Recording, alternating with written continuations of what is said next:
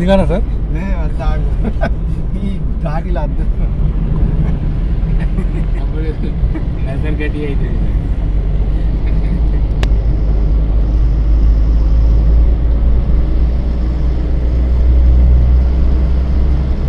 అయిపోయినట్టున్నది కదా. వచ్చింది మన బీచప్పు